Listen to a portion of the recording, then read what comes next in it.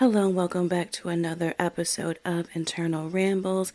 This is your girl Rochelle. If you are new, welcome, and if you're returning, thank you for tuning in. Internal Rambles is a very eclectic podcast. I talk about everything from my life, career, trending entertainment topics, etc.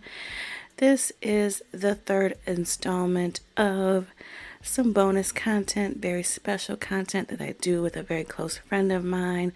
And this is the third installment of The Male Perspective with G.O. Our first two episodes, we talked about relationships. Today, we're switching it up and doing things a bit different today. But I want to bring in our special guest, Mr. G.O. So, G.O., how are you doing today? Doing pretty well, pretty well. How's everything going? Good. I am glad that we finally have gotten this episode together. And like I said, the male perspective, previously we have done a couple episodes on relationships. Today we are doing a different topic. So today we are going to be talking about the experience and just going into the topic of what we have learned from Black women or melanated women, the lessons that we've learned. So Trevor Noah, he is ending his or has ended his late night show, and he discussed how all the things that he's learned, particularly once he came to the U.S., everything that he learned from a Black woman. So, or from Black women. So my question to you, G.O., is just what are some of the lessons have you learned from Black women that you still utilize today? Wow. That is a super long list. Um, I think one of the most important things that I learned is honestly like what to kind of look for in a woman for a mate. I think that one of the best things that a father or a mother could do, or any male or female role model, I should say, is to sort of set an example for what their child or nephew or whoever should expect from a mate when they go out into the world and they're, looking for their significant other or their husband or wife. Things that I have learned from my mom is how to present myself and just setting that standard. I think that pretty much teach people how to treat us. So if I'm just out and about and wilding and just carrying myself any old kind of way and always just letting people treat me any old kind of way, then that can say to people that I don't care about myself. So I think it's very important to just make sure that I'm being mindful of how I'm carrying myself and just setting that standard so that people can treat me accordingly. So I think it's important how you present yourself. And then my mother also taught me to act like a woman and to make sure that I'm around positive people, and to be mindful of where I am and my surroundings, and just that, it's dangerous out there. So just to be knowledgeable of who I am and the surroundings of where I am. And those are kind of the most important things that she's taught me. So just be mindful of how I'm portraying myself and the people that I keep around myself. And so those are the most important things. Okay, anything else on this topic of what we have learned from Black women, melanated women? Yeah, for sure. I think that some things were super important from my life that I've carried, on through teenage years and young adult years and up into the point where I am now is definitely grace. So a lot of the melanated women that I've had in my life just kind of had a way of dealing with life and challenges in a way that was just very graceful, like not freaking out, not blowing things out of proportion or giving up, but just kind of having like this sense of maintaining this sense of like dignity no matter what was going on. And I think something that goes hand in hand with that, that I also, observed growing up around melanated women was perseverance as well. Like most of the women in my family that helped raise me went through like really, really hard times. Both having a spouse and without a spouse, just went through different types of hard times. Because I think that sometimes people feel like having a spouse like absolves you from like going through any type of like challenges or adversity. And that's just simply not the case. It may be different types of challenges or adversity, but the challenges and adversity is still going to be there. So, if anything, it maybe even takes a little bit more for you to cope with that when you're with a partner, because you have to take another person's like feelings and how they may react to how you react into account. But the perseverance was another really, really important one that definitely helped me, especially as a young adult, moving from Rochester to New York City by myself.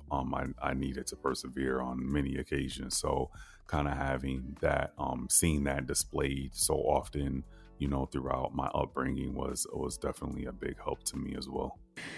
Yeah, and I think for me it was really important and pressed upon me from my mother just the importance of education, just because she didn't get to reach her educational goals. She was a young mother, and so she really made sure that I did what I needed to do in school. And I think that it was just something that was very important for her because she knew the value of education. And with her, just kind of, she was very smart, like she skipped grades and all that stuff. And just she struggled. I think for her, she understood the struggle because she had to work a little bit harder, just not having the education and the degrees that she wanted in the field that she wanted to get into. So just learning for her, and she just really, my father pressed and really stressed education too. But I think for her, it just was like, girl, get your education so that that's going to be the key to some of the doors that you may want to go down or get into or whatever. So that was just like the lessons that she really taught me, was just like education is the key. And that was what her and my father really taught me. But I think that that was just really important for her to make sure that I understood too, that, and I know some people feel like, the degree is just a paper. And for some people, you don't need education. But I have seen the benefit of getting a degree. Now, them student loans, no, but the educational piece has been beneficial for me. It's not for everybody, but for me, it has been beneficial. So, any other lessons? It doesn't have to be from family but any other lessons from Black women or melanated women?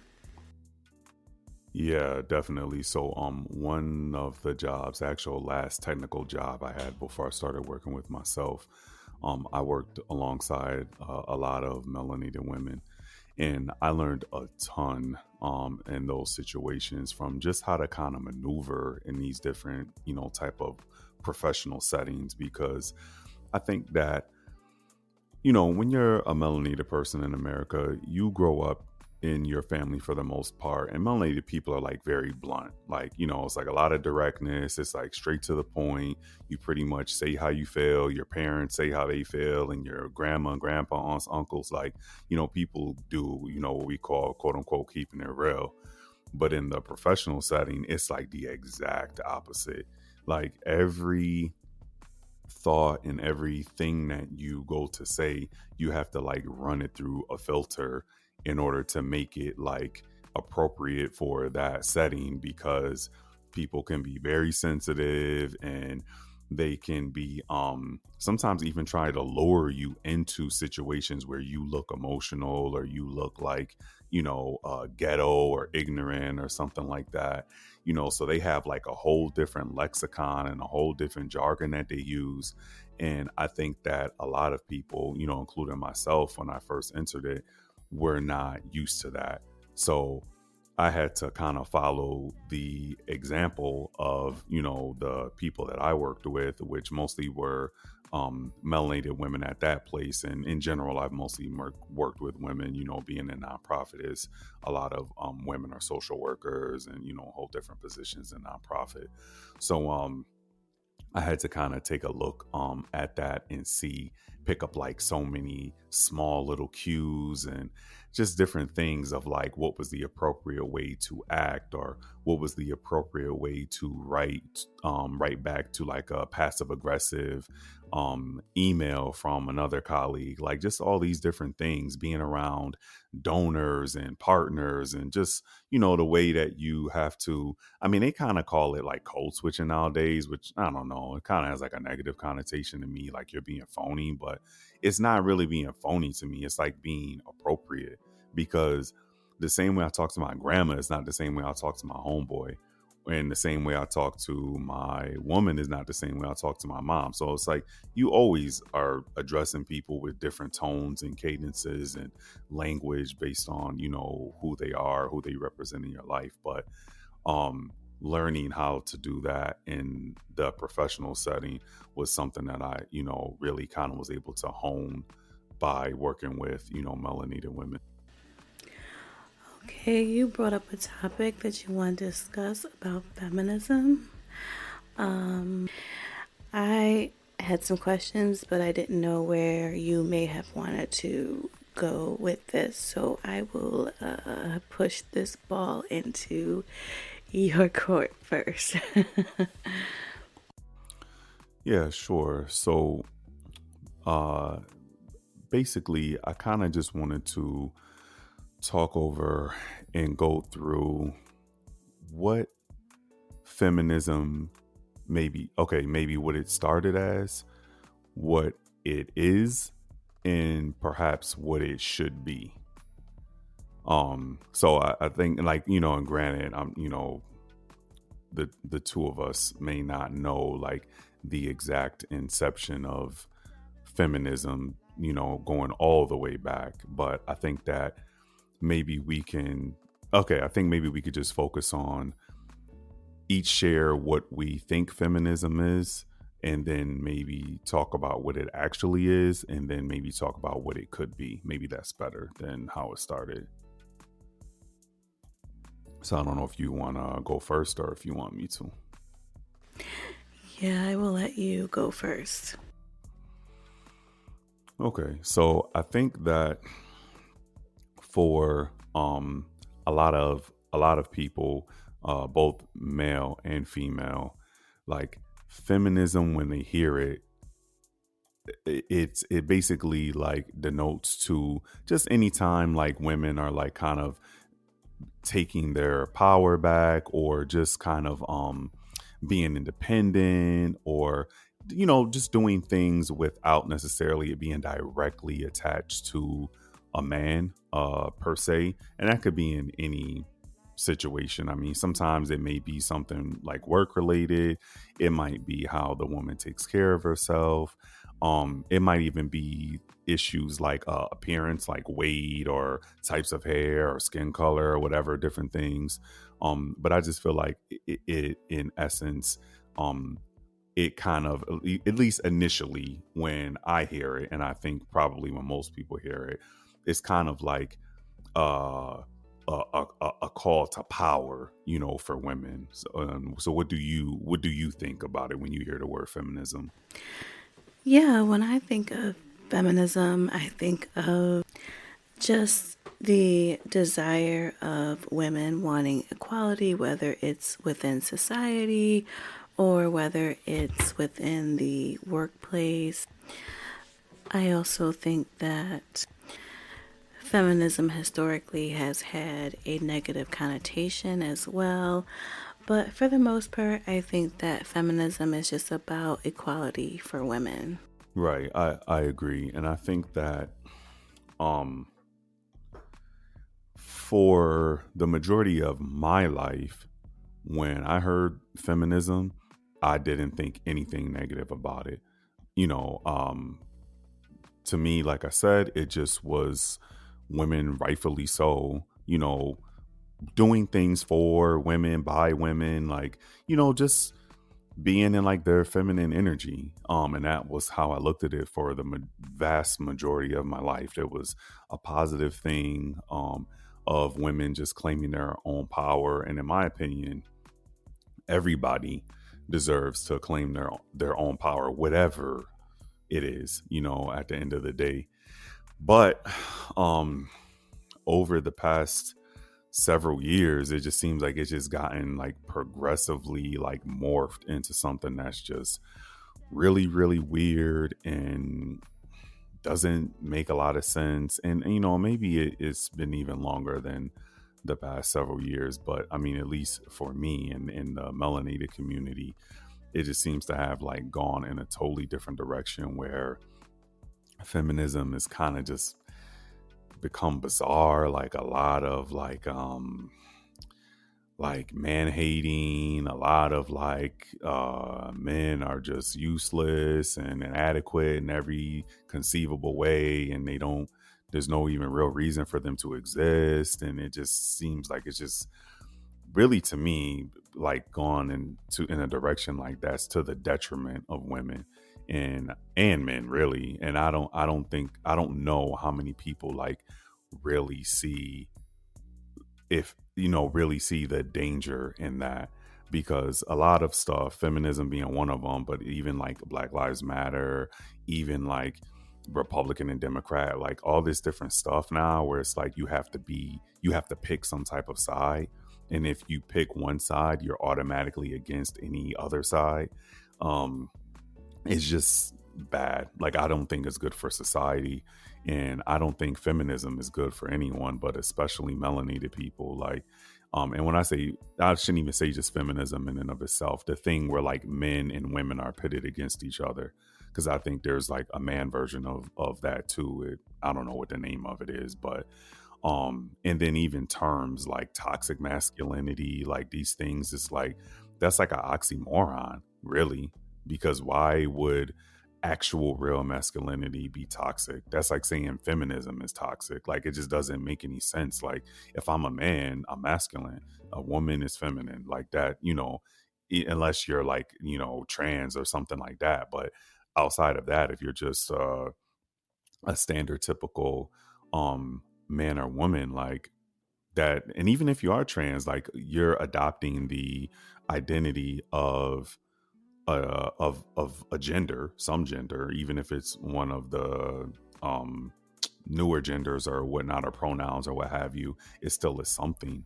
So it's like there's an energy that comes with that. It's always going to be somehow based in male or female energy, because those are the only two energies there are. So um if you are a man or a woman, it's like, why would it be bad to be a man or a woman? Like, that just seems strange. Like, if I'm a man and being masculine is toxic, then what am I supposed to be? Like, and if you're a woman and being feminine is toxic, then what are you supposed to be? Nothing. Like, I don't know. It's like, it just doesn't make sense. And I don't think that um it brings people together. And I don't think that women like realize that. It's just, to me, it's just not a good road. We talked in the other episodes about relationships and stuff like that, and I spoke on how um I was, when I was single, I honestly, genuinely, like, I never felt lonely or like a longing for a mate or anything. I just was kind of cool with where I was, and I hoped that someday I would have a relationship. But if it happened, it happened. And if it didn't, I would just, find some way to cope. But being in a relationship, like, it really dawned on me, like, what I was missing in my life, and how I hope I never have to go back to being, single again. And without like another half, just like from feeling like the balance that having a woman in my life, has brought, to me. So I just genuinely feel, and I know this is not a popular thing to say, but I think men and women need each other. I think that's how it was designed to be, not just for men and women, but everything has a yin and yang, everything has a positive and a negative, everything has an opposite, and in life across the board unanimously. So I think that men and women need each other, and feminism has been turned into a tool, in my personal opinion, to kind of pit the sexes against each other and like yet another divide and conquer thing. And that makes me kind of sad, and I just feel bad that people do not see that. I feel bad that men do not identify or accept or acknowledge, like how women are feeling, that they don't feel like maybe men are there for them as much as they should be, or they are not protected as much as, they should be, and etc. And I feel bad that like women have gotten to such a point where they just basically don't want nothing to do with men, because this is just my personal opinion. I just think that's like an unfulfilling life. Just my personal opinion. Maybe somebody else. And even if someone had come to me when I was single and said, hey, your life is incomplete right now, I would have been defensive and I wouldn't have accepted it. But I, I think it is like, if you have been with the right person for you, the right person, not just some flavor of the week person or some toxic person or some person that's not right for you. But if you've been with the right person that balances you out and fills in your gaps and things like that, I don't think you would ever want to not have that in your life. But that's my thoughts on it. You hit on a couple points, and I hope I can remember what I wanted to talk about. But first, I think when you have a lot of movements, you have these extremists that will take it far left. So even with the Lives Matter, what that is. We know what that is, but we have these extremists that try to pit the races against each other, and that's not what it was supposed to be like. So with feminists, you have some who have taken it far left or far right. I don't know which one it is, but they take it to the extreme, and that's when you have like the man hating and things like that, and that's not what it was intended to be. So ultimately, feminism was supposed to be about equality. So I think it's unfortunate that we do have these extremists that take these movements too far from what the intended point was. And then you had another point.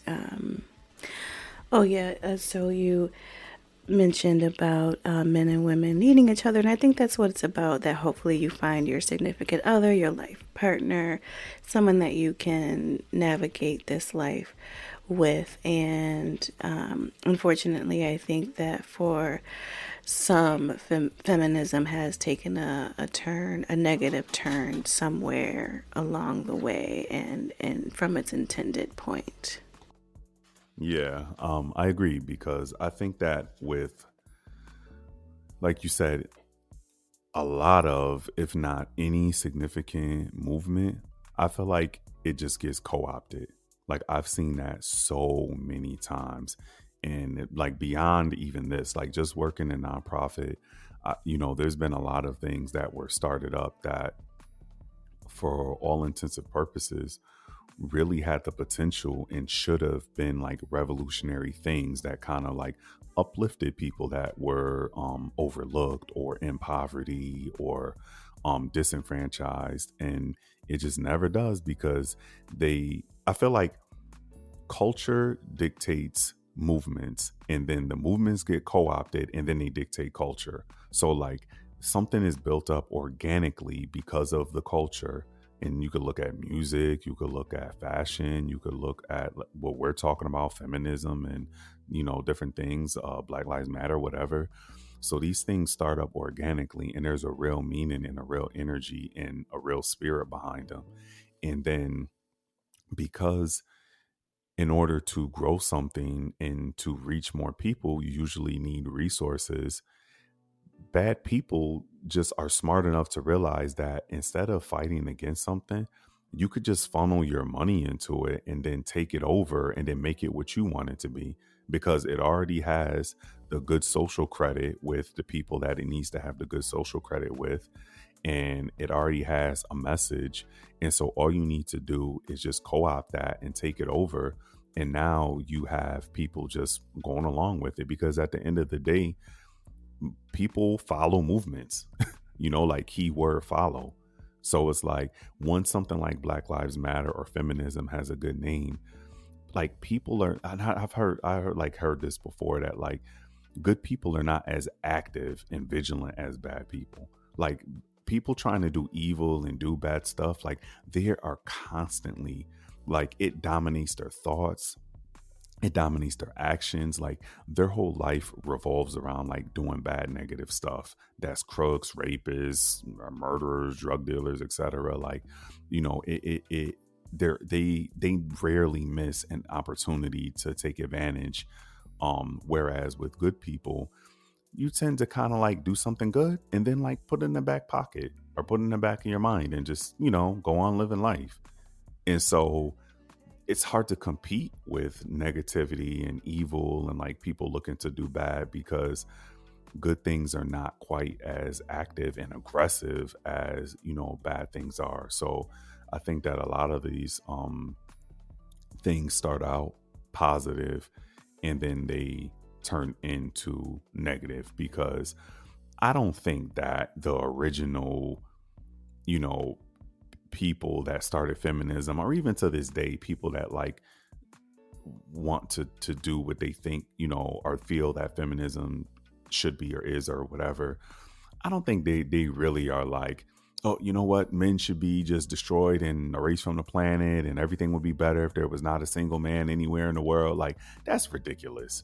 Or like, we don't need men for anything. It's like, I just really don't think that any sensible person would think like that.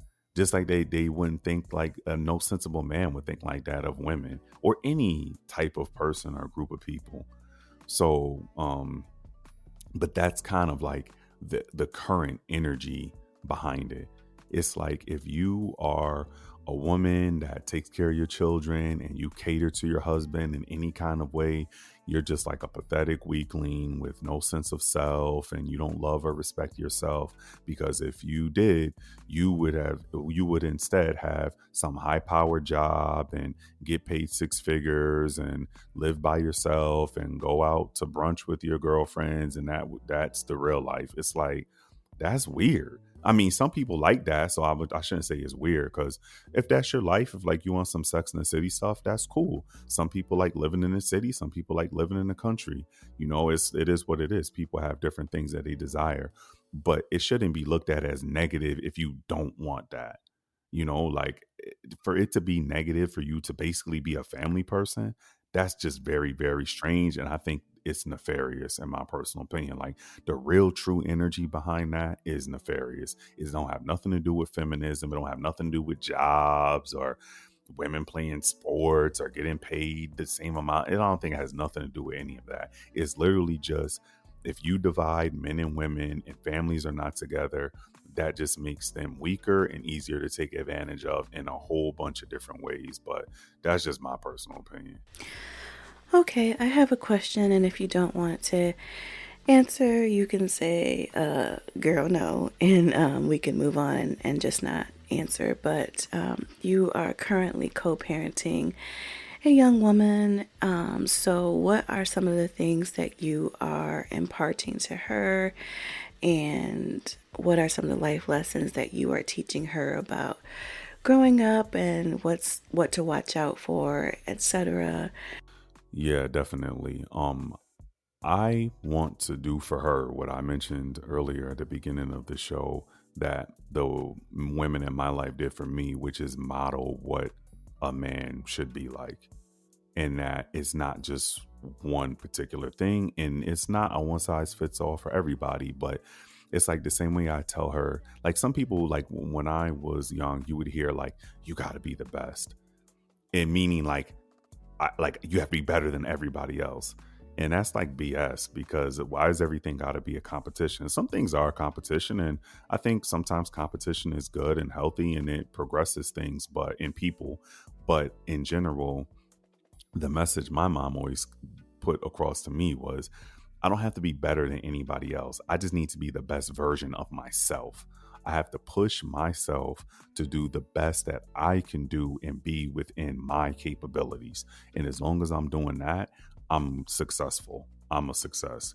So I think similarly, what I want to get across to her is that even if the person or her relationship in the future is not exactly the same dynamic as her mom and I's, because we have like a unique dynamic. Like, my woman doesn't really do any cleaning.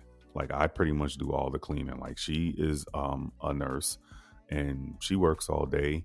And also too, like, I just, my standard of like, messiness and stuff like that is like high. So um and I pretty much, I work from home maybe like 50% of the time, and the other I'm out, but I'm home the most out of everybody. So I do most of the cleaning. I mean, that just, it works, and it just seems like the thing that makes sense. It just seemed kind of weird to me if it's a day that I've worked from home all day, and yeah, okay, I'm working, but like I'm like on a computer, like it's not like a construction worker or working on a railroad. So it's just like weird to me if she comes home from being a nurse, which is a more active and physical job, and outside of the house with traffic and all this different kind of stuff, for her to come home and like be cleaning and sweeping and mopping and doing all this stuff.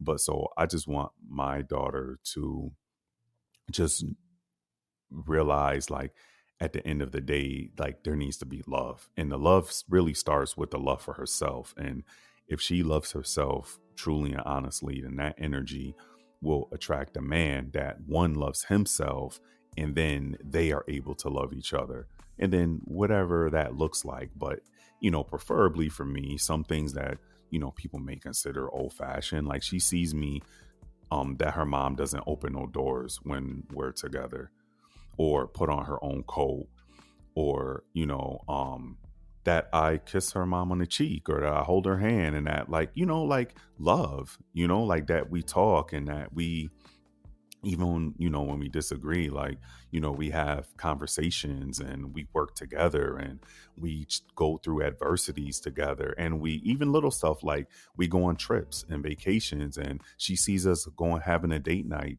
on certain nights and stuff. So it's like, spending time with each other's family, just like all these different things that kind of come together, that I hope that she could at the very least use as a template for, when she gets older and is in a relationship, that these are certain things that she would desire, and more importantly, look forward to. Because my parents were not together, and I always felt like that kind of didn't really affect me. Like, I at least at the time, I didn't really feel sad or depressed or any kind of real way that, like, my mom and dad weren't together.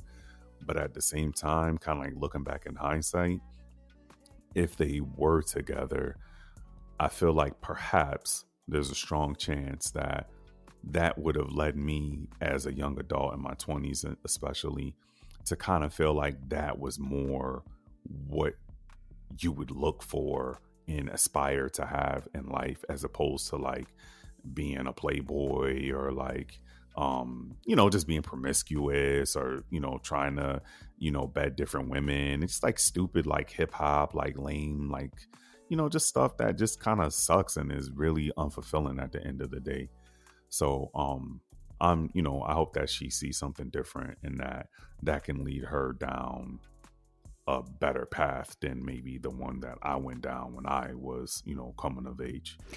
Yeah, so I don't have children, but I do have a 23-year-old niece, and she comes to me more so for career advice because she's trying to get into the career that I'm currently in. So I try to give her advice on that, but I also have a 25, well, he's going to be 25 next month, year old younger brother, and he's in a new relationship. And so me and my older sister sat him down and just tried to talk to him just about relationships and just trying to be mindful and kind of the do's and don'ts, because we want him to be a positive, obviously a positive young man and do the right thing. And, we don't want him to just be slanging his thing, all over the place or whatever. So, I don't have children in the traditional sense, but, I do try to, for my niece, I try to teach her, about being a positive young woman. And then for my younger brother, just try to impart some positive things to him too, especially now that he's in relationships. So, I do think it's important, even though I don't have children of my own, just to make sure that in the things that I've learned in my life, that I'm also out here trying to teach the youngins too. So that's important as well. So, anything else? Well, actually, this is a diversion. I shouted you out in an earlier episode. You recently had a birthday. Did you enjoy your birthday? Oh, yeah, thanks. I don't know how much anyone will care about this, but yeah, my woman took me to Philadelphia, which I had always wanted to go. And living in New York City, it was always so close. And I've been to like so many other places, but even though I wanted to always go to Philadelphia so bad, I just somehow it never worked out and I never made it. So we went there for the weekend. It was pretty cool, nice Airbnb. We had some pretty good food. We went to the Rocky Steps and a couple other, cool places, touristy, type places in Philadelphia. The only downside I would say is that like there's like nowhere to park in Philadelphia, and there's lots, but the lots are like crazy expensive. Like on like a Saturday, we went to this one place and we went past a couple of lots because like I said, there's not really much street parking, and it was like $30. So if you just wanted to like go have lunch with your friend, it'd be like whatever the bill is plus $30 for just to park your car. And then that leads me into the second thing, which was that I don't know if we just chose poorly, but we went to a couple different places that to me were on par with places I go to in New York and New Jersey all the time. Like they weren't like places where there was like a dress code or you needed a reservation, or like they weren't like 5-star restaurants. They just seemed like good restaurants, but like for the most part just regular restaurants. And whew, it was expensive. Like I mean, it was like double what I'm personally at least used to paying. Maybe less than double. Maybe double is like too much, but it was a lot more. Like I feel like when we normally go out, and granted, my woman and I don't really drink, um, so it's usually just food, but I feel like when we go out normally, it's somewhere around like 80, $90. And when we were in Philadelphia, it was like 160, 170. Like it was crazy. Yeah. So I don't know, like I said, if we just went to the wrong places, but Philadelphia was expensive. But other than that, it was cool. And thanks for showing me. Yeah, I went to Philly once when I was a kid. It's a pretty cool city, a lot to do. Glad you enjoy your birthday, and that you had a good time. So, this is the end of the year. I have one more question and then we can get on up out of here. This month I will be doing kind of what I'm looking forward to in 2023. So, for you, do you have any goals or anything that you're looking forward to in the new year? I would firstly say that the new year definitely starts in spring. But other than that, um, I would I would say yeah, I think I'm just I'm looking to grow, like especially financially. I've come to realize over the past several months that I've been doing okay, being a family person and being responsible for people other than myself. We got out our meals, we keep a roof over our head, we even go out and even go on vacation and different things like that. But I'm not in the place I want to be in terms of just like the future and like owning land and having things that, my woman and I can leave back to our daughter, and, if we have any other kids. So I'm just excited to, I feel like I have some good leads to, start in the right direction. And um, I'm just happy, for that. And not even just my family. I hope that I'm able to do stuff, even if it's just a process that, I can share with any other of my siblings, parents, aunts, uncles, cousins that are interested in, wants that type of information, that I could, have everyone, just more secure. So yeah, that's about it. And there you have it, folks. Another one in the bag. The third installment of The Male Perspective with G.O. Thank you again, G.O., for doing this with your girl. I really appreciate it. Really enjoy doing these episodes with you. Thank you all for listening. Please tune in to all this great content here over at Internal Rambles. Tell your mother, sister, cousin, brother, whoever about this podcast so that they can get in on it too. Subscribe to me wherever you get your podcast content so that you get my episodes immediately. Have a great, safe rest of the year, holidays. I wish all the best to you and yours. And thank you again. I will continue to always thank you for listening. Be safe, take care of yourself, and if you are able to, take care of each other. And until the next episode, this is your girl, Rochelle.